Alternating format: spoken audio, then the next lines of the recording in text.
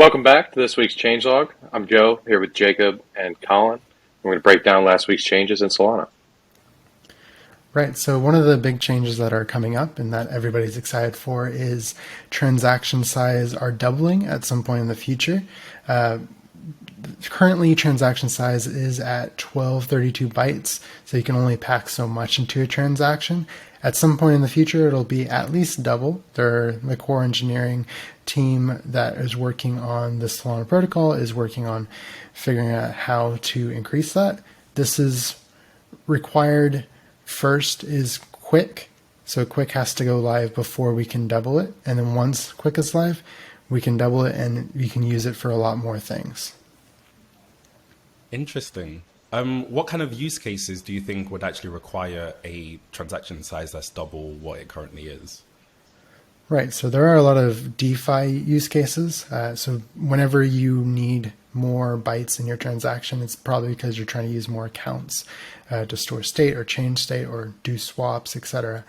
For example, Jupiter is a big one that, hey, I see Pierre is working with testing it with address lookup tables, which are also coming up soon. And he's making transactions that could have been previously like 17,000 bytes and compressing it with address lookup tables. And he's still like he's hitting the max and he could do more with a double transaction size. Sounds super interesting. And I guess kind of the combination of the address lookup tables and doubling the transaction size even opens up like a wider variety of use cases as well. Sounds good. Yep. You can fit a whole lot more into your transactions. Awesome. Super cool. Colin, how about you?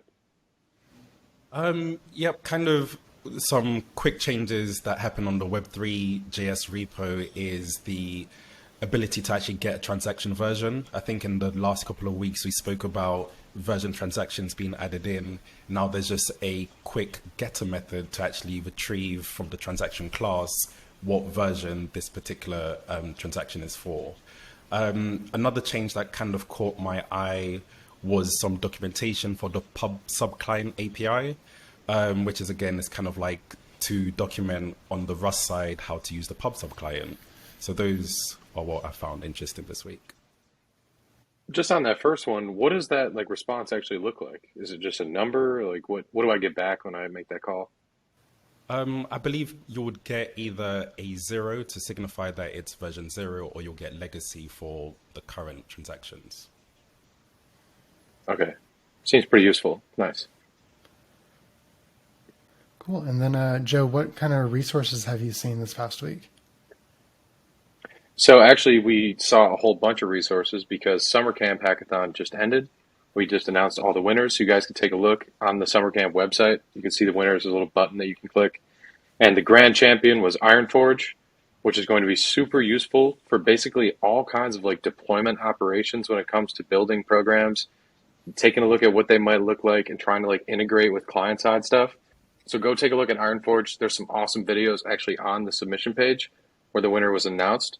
So you can watch James's presentation. Gives you the whole like bit of information you're going to need to see what Ironforge is and how to actually use it.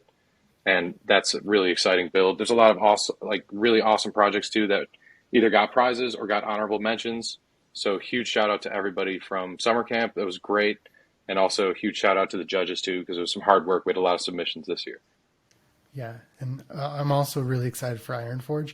I feel like once we have Ironforge, it'll be really cool to, one, it's like it brings another way of going through all the different IDLs and using different programs and understanding how to interact with them.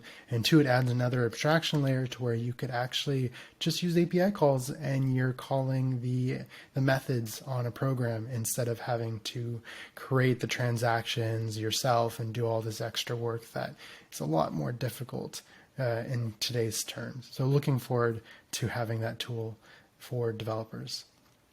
And that concludes our Solana Changelog this week. Be sure to check us out next week as we go through the changes every week that happen on Solana. My name is Jacob. I'm joined with Colin and Joe, and I'll see y'all later.